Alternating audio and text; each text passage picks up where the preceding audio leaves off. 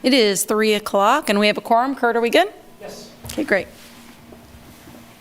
Okay. Welcome everyone to the June 16th, 2020. Oh, whoa, I am on the completely wrong date here. Well, it says 2022, but I don't think that's right.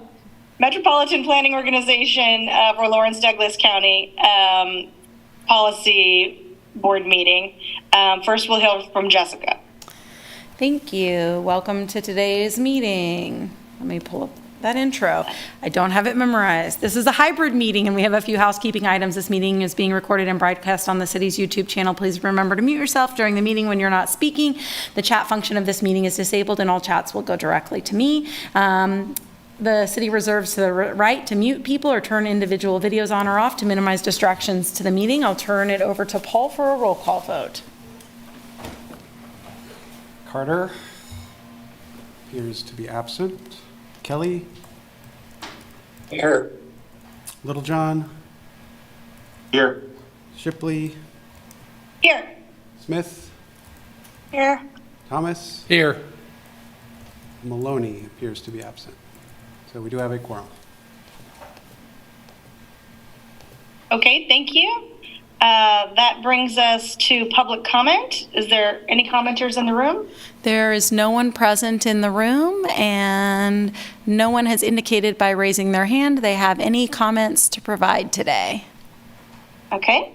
That brings us to the approval of minutes for May 18th, 2023. Does anyone have any corrections or are there any motions?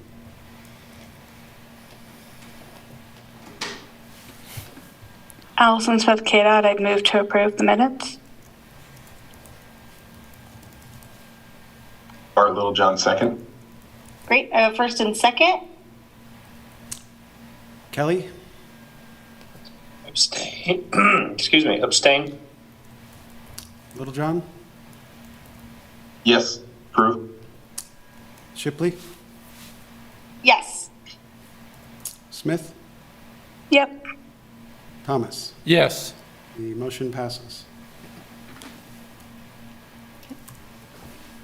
Great. Thank you. That brings us to our first agenda item, the 2023 to 26 Transportation Improvement Program.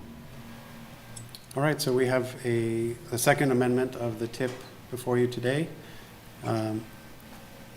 And we have one new project, the City of Eudora Shared Use Path over K10 and along Church Street.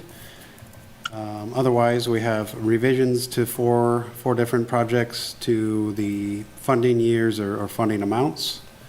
This this amendment was open for public comment and no comment was received. The TAC did recommend approval as well. And that's all I have for you on this one. Great. Thank you. Any questions?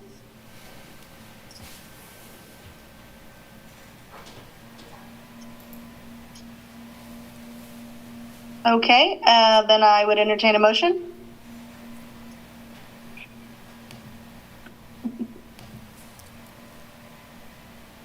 Allison Smith, I'd move to approve the TIP amendment.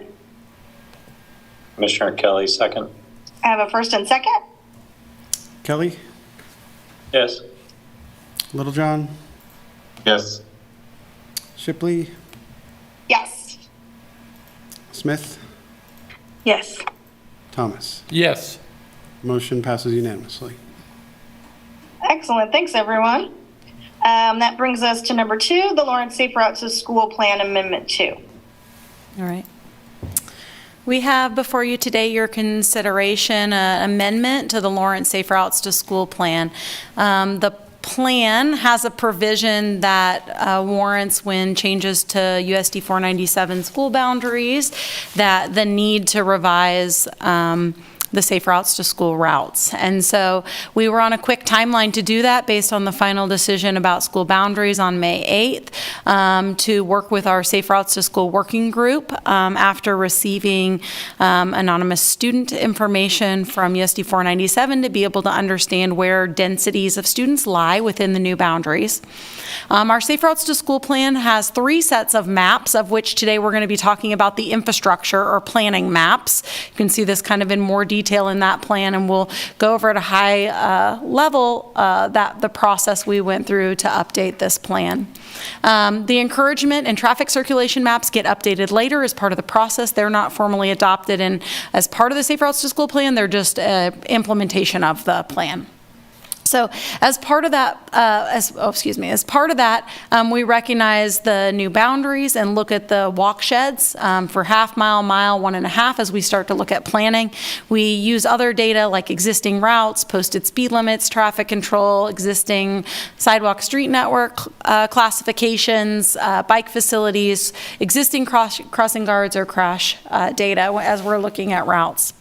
And then as we go through that process, we recognize also, as we are doing infrastructure routes in some cases, that we needed an interim route or an alternative alignment to encourage students to use if they needed to walk and bike because existing infrastructure doesn't exist in a long enough continuous path to the network. So each of these new school boundaries, we put this memo and document together. We had a 2-week public comment period and an open house. We had 41 responses to the first survey, which was about routes, and we'll show you a little bit of some of those comments.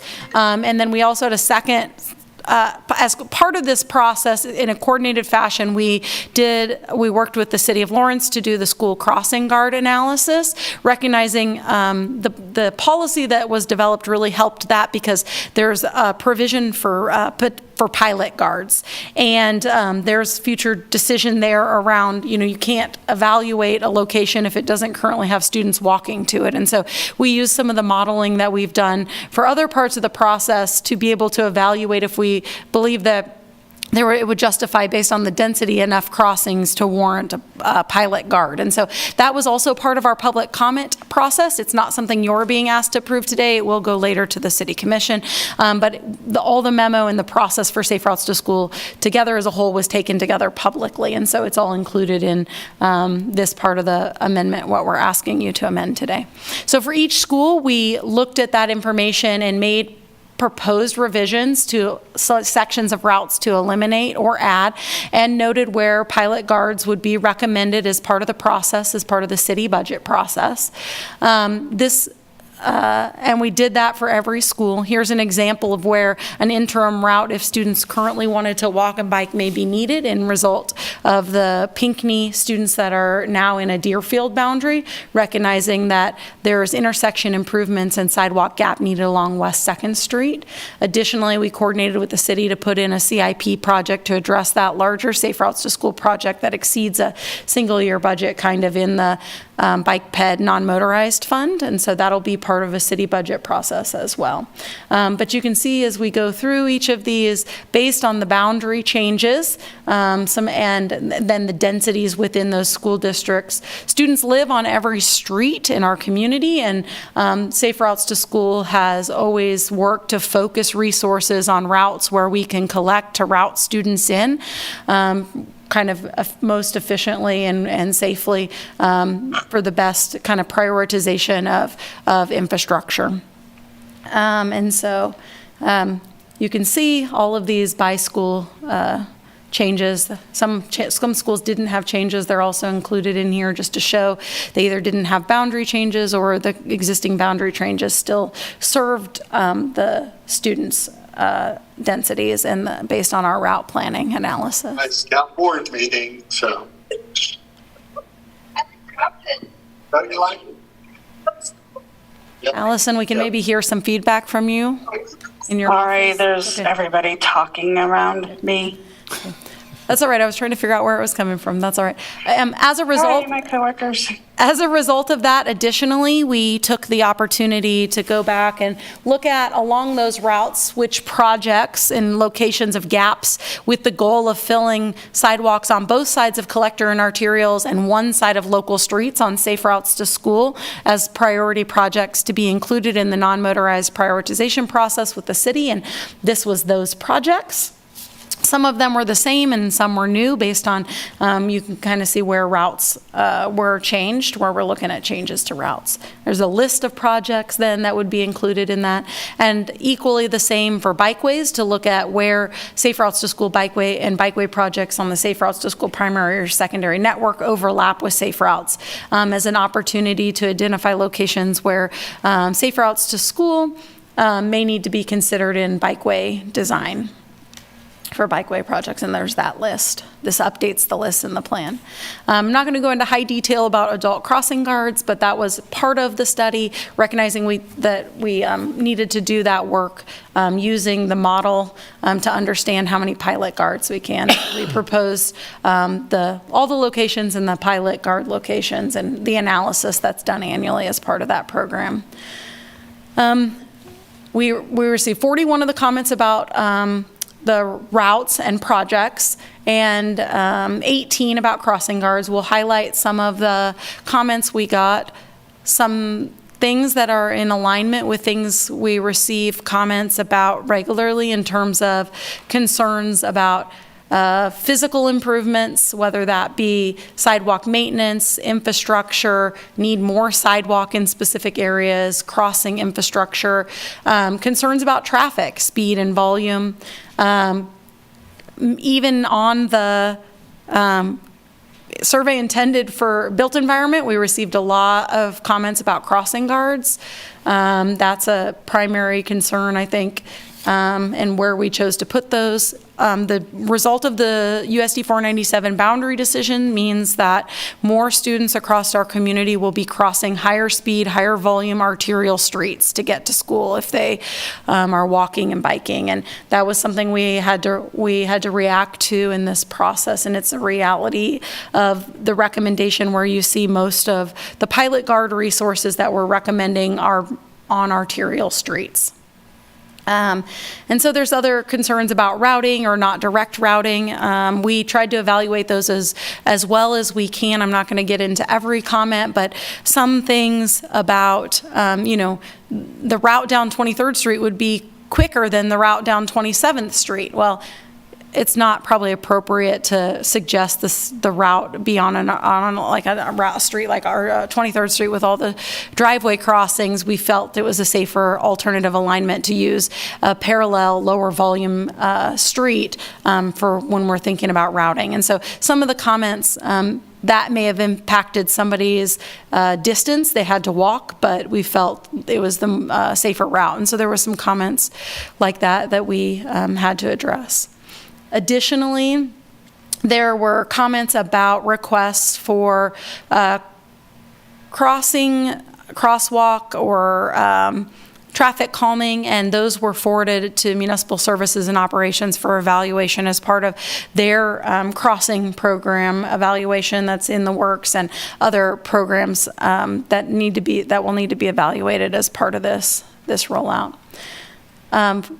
Interestingly, we asked people what school they were affiliated with and if they had a student or not. So 30 out of the 41 respondents have a student enrolled in elementary school for the school year.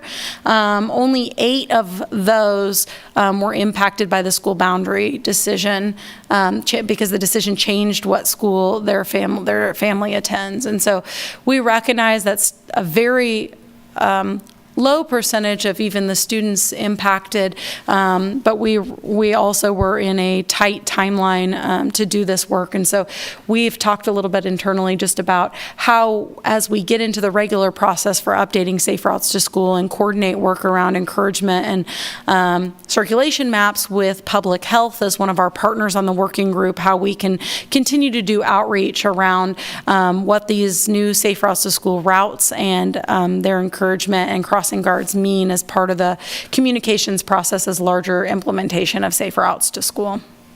So those comments are there for your consideration. At the beginning of this document, there was a list of all the pages that changed on the plan in relation to the survey and the changes that we're making. And so that information and a copy of that draft plan was available for your review, but it updated all of the sections that were related to the need to change based on school boundaries.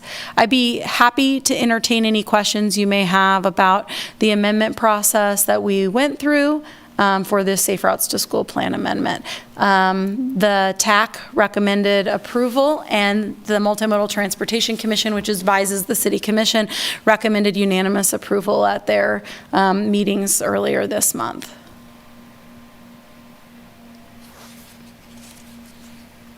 Great, thank you. Are there any questions?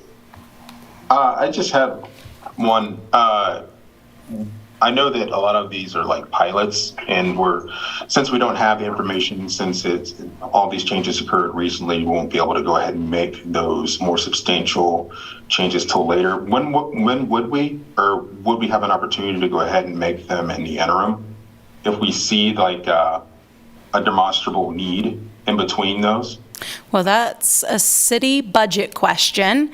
So this is a really tricky thing in terms of staffing and timing. So the city budget process finally doesn't get adopted till later in August, and there's already going to be recognizable challenges because the budget that gets adopted in August is for the 2024 calendar year, when resources would be needed in 2023 to make these changes, because it's an increase of about $40,000.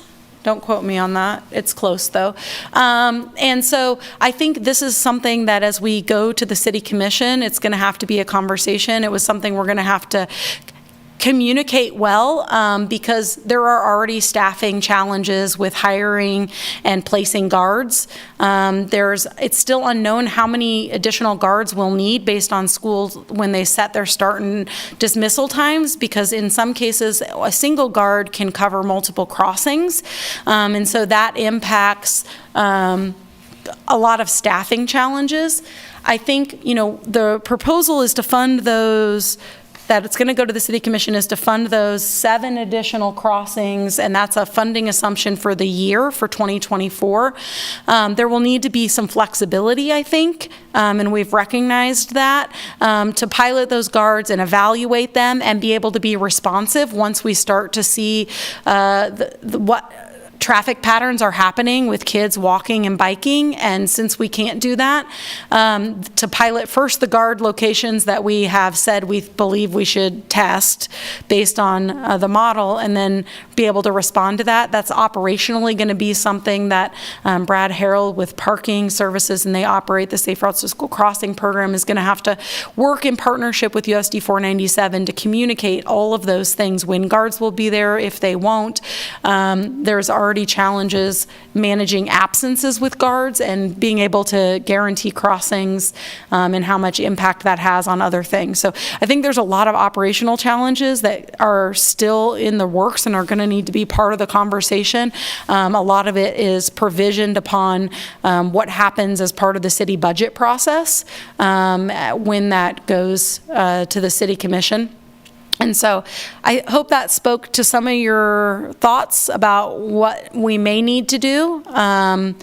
Of course, in that process, there will have to be additional consideration just to how to evolve, because we learned from last year as part of the working group that placing a pilot guard for the whole year was not necessarily an efficient use of resources. We placed 2 guards and realized very quickly that one of them had 1 student a day, which would not have met the warrants, and another one had no students. And so we need to be thoughtful with resources, recognizing there are limited resources, to not place that guard for a year and have more flexibility to be able to understand where maybe a crossing would be more warranted. And it's going to have to be a continued evolution of that program.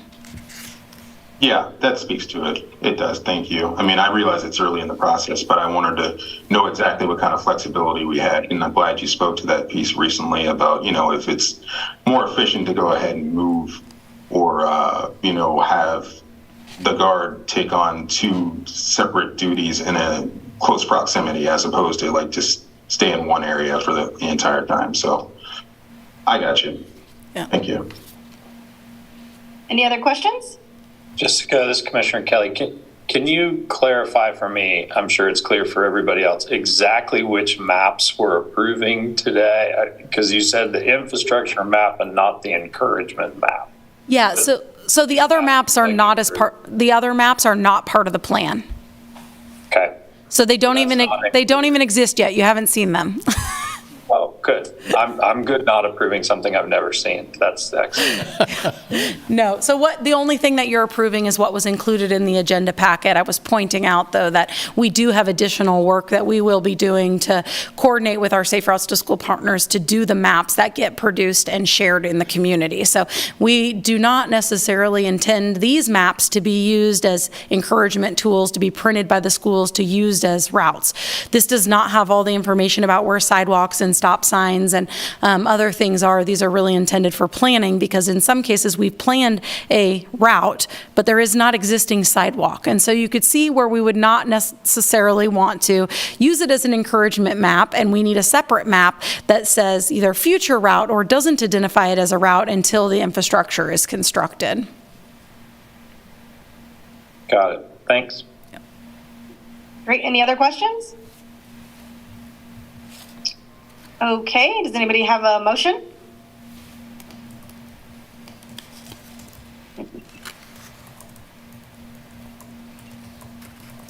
This is Commissioner Kelly. I'm happy to make a motion to approve the Safe Routes to School Plan Amendment 2.